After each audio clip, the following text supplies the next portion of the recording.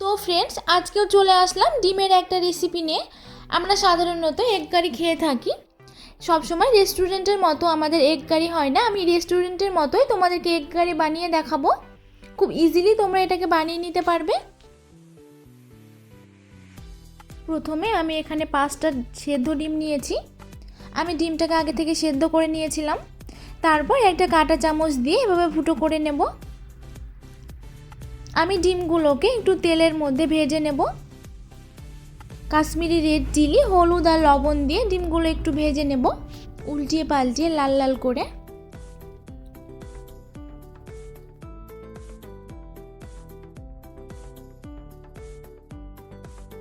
ডিমটা লাল লাল করে ভাজা হয়ে গেলে একটা পাত্রে তুলে নেব। এরপর আমি একটা পেস্ট বানিয়ে নেব কারির জন্য ব্লেন্ডারে।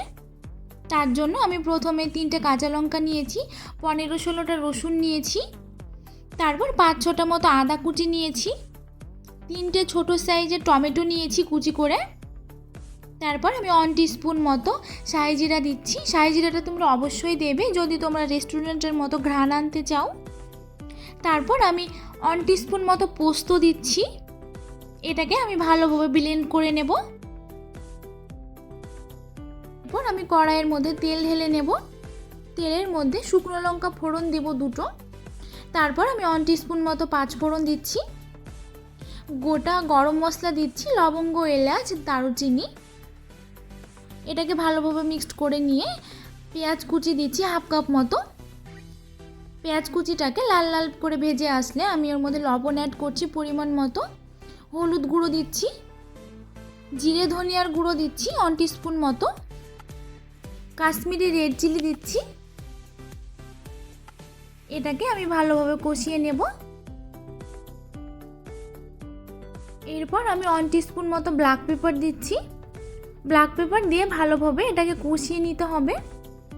তারপর আমি যে পেস্টটাকে করে রেখেছিলাম ব্লেন্ডারের জারের মধ্যে, সেই পেস্টটা আমি ঢেলে দিচ্ছি। পেস্টটা দিয়ে খুব ভালোভাবে মশলাটাকে কষিয়ে নিতে হবে। যতক্ষণ না তেল ছেড়ে আসবে আর কাঁচা গন্ধটা না চলে যায় ততক্ষণ কিন্তু কষিয়ে নিতে হবে। খুব ভালো করে মশলাটাকে কিন্তু কষাতে হবে। যখন মশলাটা কষিয়ে আসবে তখন আমি ভেজে রাখা ডিমগুলো মশলার সাথে দিয়ে দেব।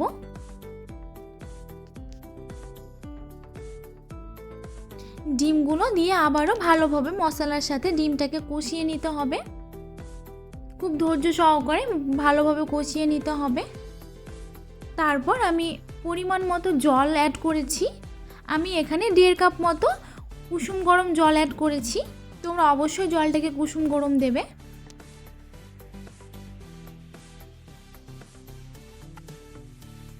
জলটা দিয়ে একটু ফুটে আসলে আমি ডিমটাকে 15 মিনিটের মতো ঢেকে দেব। আমি একটা ঢাকনা দিয়ে ঢেকে দিচ্ছি।